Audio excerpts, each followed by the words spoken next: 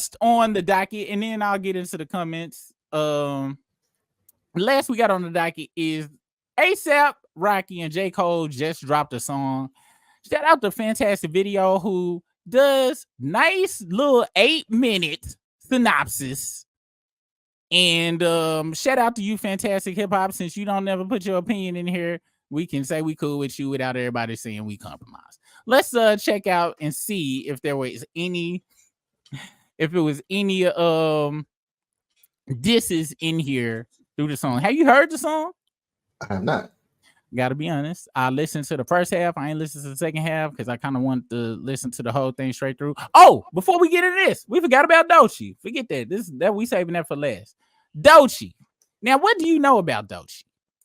Well, I just heard. I forgot what somebody in the chat had put us on her like this week earlier, and I know she's dope. You know what? I'm gonna save Doechii for last. You wanna know why? Because we go dive deep into the album. And into her history and stuff like that. So we go on and knock this out because I'm gonna be honest. I doubt the disses is that deep or whatever. And but shout out to Fantastic Hip Hop. Make sure if you go out there, and I'm already subscribed and I got the bill. Yeah, hit that like button for your favorite people and stuff. Let's check out what he has to say.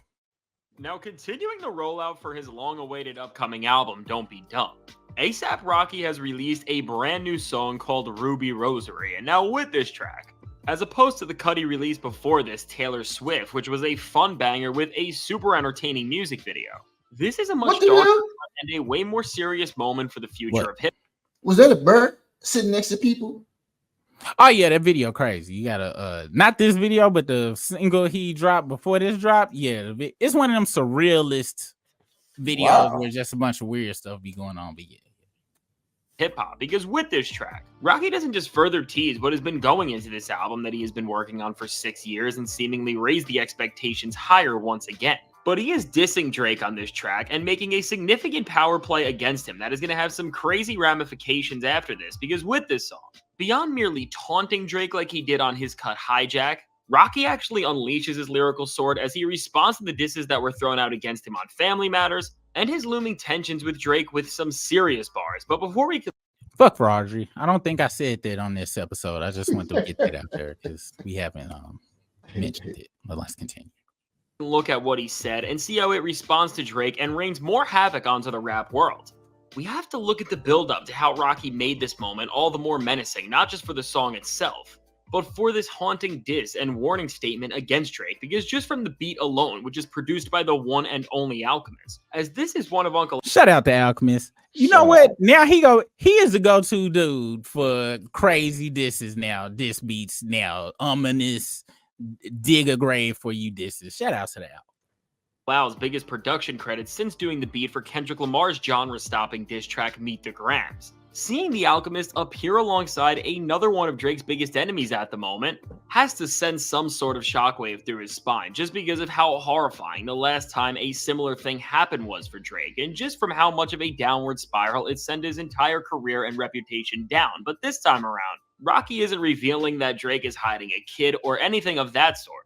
But this doesn't mean that he doesn't go into him, because during this track, over one of the most menacing beats we have heard him rap over and with one of the best written verses he has delivered in years, Rocky drops a series of scathing bars towards Drake, which really lay out where the two are at and what Rocky is preparing to do against him when things really heat up seemingly, because during the track, in Rocky's first verse, which in of itself is this hypnotic experience with how smooth his delivery is over this intense yet ghostly beat, he sets up what's about to come later with the bars. People want smoke with me. Tell him push up, Hercules. Hercules, tell him push up. Tell him pull up 33. And now with these bars, Rocky is merely taunting Drake and setting the stage for what's to follow, as he nods to the first song Drake released in the entire saga of his beef with Kendrick Lamar and everyone else who came at him, which was of course push-ups. And pretty much by alluding to this, Rocky is joking about this moment and telling Drake to, at this point, after showing that after all of the setup on that track, which of course, as we all saw, there was absolutely no payoff to his words, Rocky is jokingly making him double down on those sentiments. And when we look back on them, what was a ridiculous track because of how bad it aged for Drake and everything he was trying to push on it. But now building on this and actually letting off real lyrical fire.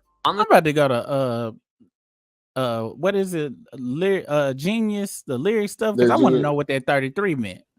Second verse of this track, Rocky's pen gets more intense, and during one of the most passionate verses we have heard from him in a very long time, Rocky directly responds to Drake's Family Matters, because if we go back to that track, and remember the bars that Drake threw Rocky's way, which threatened him and pretty much had Drake saying that he was going to destroy him if Rocky took this any further, and then also pouring more salt on this, Drake tried to rip up his relationship with Rihanna by bringing up his and her past. Rocky directly responds to this by first off acknowledging Drake's threat about trying to destroy his career and life, and then takes this sentiment and throws it right back on him as Rocky questions how Drake could even be capable of doing such a thing considering the absolute mess of his career and life at this point. And this is honestly crazy that Rocky is saying this, because while many rappers, I'm sure, are thinking about that Drake will never get back to the place he was once at because of how poorly he has handled the aftermath of this beef, this is the first time we are hearing somebody make fun of just how bad the past few months of his career have been on a microphone. And now following this up and adding more validity to all of these disses, Rocky goes on a tangent filled with some really clever wordplay where he first says, "Cut everything but the family ties." And now this is a super layered bar that seems to have multiple meanings, as on the surface, it is alluding to the fact that Drake has cut everybody off except the strange people who he keeps around and refers to as his OVO family. But then this is also Rocky paying homage to Kendrick Lamar and using his presence to heighten the message he is sending to Drake, as he is directly referencing the Kendrick and Baby Keem track of the same name, where looking back on it, Kendrick was clearly talking about Drake on the second verse of that track. And now Rocky does not stop here when it comes to using Kendrick and holding him up as a beam to destroy Drake in an even greater way than he ever could on his own, as in a few lines after this, he comes back around to this Family Ties reference and says, "Cut the stuff, cut the lies, words to the wise, who in your top 5, ha ha, F your top 5. And now this is again calling back to the Kendrick bar from that track where he is talking about how he destroys everybody's top 5. But then on top of this, it's also looking at the grim state Drake's career is in, as it alludes back to push-ups once again and the sample at the end of the track, which features none other than DJ Academics, and his infamous clip where he says that his top 5 is Drake, Drake, Drake, Drake, and Drake. And this is all super clever and well-connected wordplay from Rocky, and now continuing this lyrical strike, Rocky pushes this even more and lets us fully know that what we heard is really about Drake, as he responds to even more disses from Family Matters, where this time, he responded to where Drake said that he only gets hyped up for how he dresses, and that is the... I'm gonna put y'all up on some game, on some YouTube game, because this has got a lot of filler in here, and is 8 minutes and 47 seconds. There's a reason he stretched this video out, because it should have been way shorter, but we'll continue. Damn.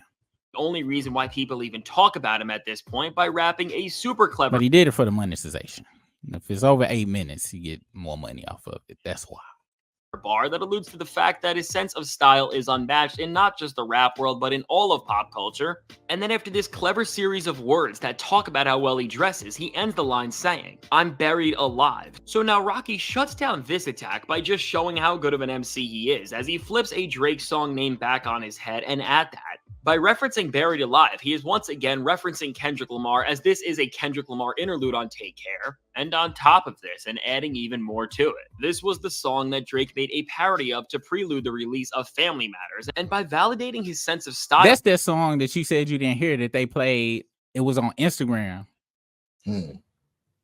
Through this bar as well. He melts a bunch of rebuttals down with this one line, and now closing this diss out, if all of that wasn't enough for you to believe that Rocky is calling out Drake, he says, "I heard dog talking funny like it's Family Guy," which is another bar that, just like Kendrick Lamar did on Like That, is using a fictional dog to try and place Drake down and make him look like this absolute joke, and this time instead of calling him Goofy like Kendrick did, Rocky is of course calling him Brian from Family Guy. And now with all of this, Rocky really did a great job of firing back to Drake. Yo, to all you Ebony 24K folks, Ebony Prince 20K 2K24 folks, I think the dog references from everybody is the dog references from the Ebony K stuff with the dog bowls and all that stuff. Me personally, that's what I think. Also, Ebony Prince been posting lately too. We'll get into that later.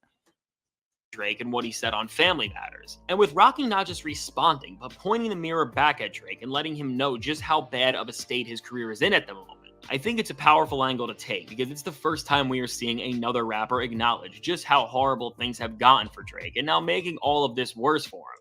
if The Alchemist beat and all of those bars were not enough, none other than J. Cole delivers the final verse on this track. And now with this being Cole's first verse in months, while Cole himself is just rapping his head off and is not directly dissing Drake or alluding to any of the drama that's been in the rap world for about the past year at this point, his feature being here is a power move from A$AP Rocky to make these disses sting all the more, because by flipping the guy who was once the last real MC on his side and having him appear on this track, which features a beat from the guy who produced the most insulting song ever made about you, and that features another rapper directly throwing disses at you, it's now grouping J. Cole into this bunch of rappers who are against Drake. And now Drake and J. Cole's relationship at this point needs to be really studied to see where these two actually stand. But regardless, what we can see from this track is just like what Future and Metro Boomin did on We Still Don't Trust You's track Red Leather.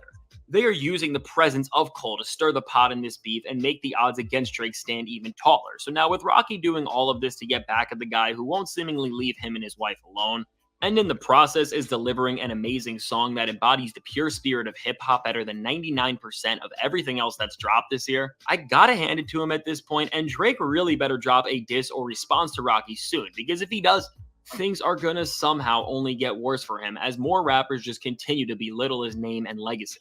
And now with all of this said, let me know, what do you think about this new track from A$AP Rocky, and do you feel like these disses were enough for Drake at the moment, considering where their tensions are at? Now, I can't wait to hear what you have to say, and if you want to see how after a summer of releasing nothing but bad and failed songs, Drake has hit rock bottom, check out the suggested video.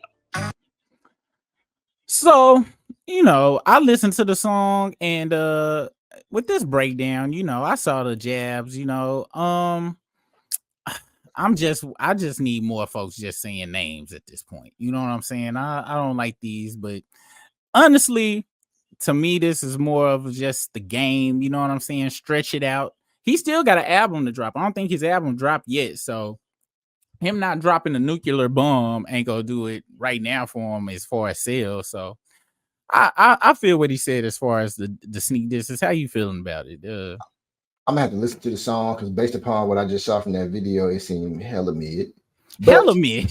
But you can't say nothing about A$AP Rocky, because especially when it comes to Drake, because A$AP Rocky is living the life that Drake wanted to live.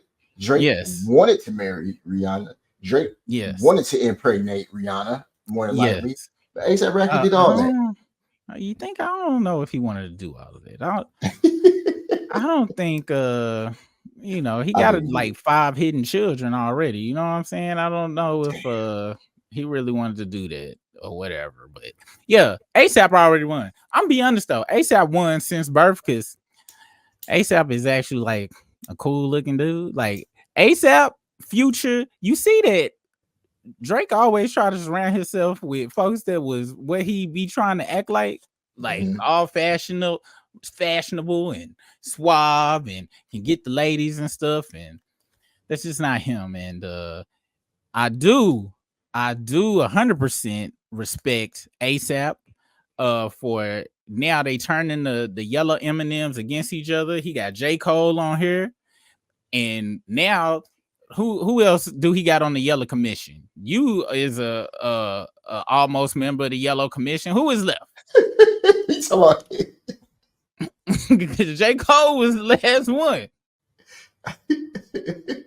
I'm just saying, man. Shout out to Team Chocolate Oreo. Ain't your boy? What's your favorite rapper? What's his name? OJ. OJ. He a yellow cat. Oh yeah, he's super yellow. But OJ ain't got nothing to do with this. OJ is trapping at the Texaco right now as we speak, and that's why I respect OJ. Matter of fact, just as a stand, and then we go get into we about to get into Doechii, all right, and we about to go through track by track. But I just wanted to say, as y'all see my playlist over here, these are the playlists I got over here, right? But OJ does have a new single out right now. It's called The Spot. Go check it out. It goes hard as a fool.